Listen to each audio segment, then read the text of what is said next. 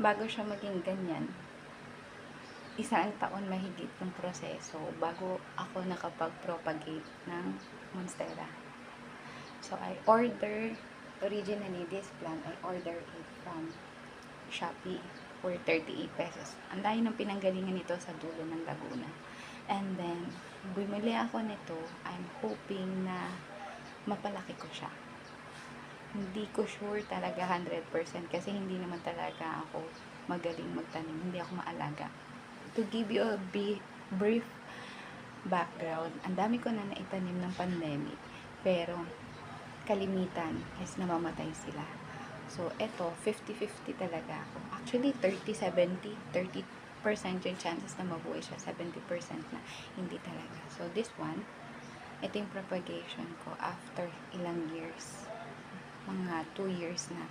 Kasi, nagustuhan ko yung pagkahalaman. Nakaka-relax siya magtanim. And then, bumili nga ako sa Shopee. And then, hindi ko talaga ina-expect na lalaki at dadami siya ng ganito.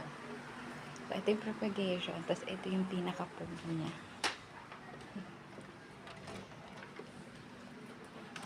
See? Ang dami niya sa likod. So, if you are type of person na nagda-doubt kung kaya mo bang mapalago ang isang bagay or kung kakayanin mo ba ang isang bagay mangyari. Kung ako na hindi marunong magtanim, nag-enroll lang ako sa YouTube University kung saan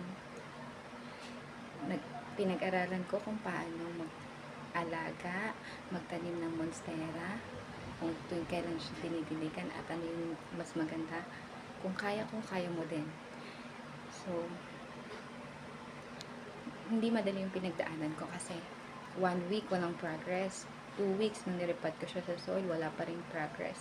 Alam niyo kung ano lang meron akong prayer. Pinag-pray ko lang siya na, sana Lord, mabuhay to monstera. And right now, diba? Ang ganda niya na. Yung faith natin, i-exercise natin kasi binigyan tayo ng Lord ng faith kung saan direct tayo nakikipag-usap sa ating Panginoon. Walang hindi kayang ibigay ang Panginoon. Maliit o malaking bagay, kaya yung ibigay ng Panginoon. Once it is perfect timing, God will make it bounty, fruitful,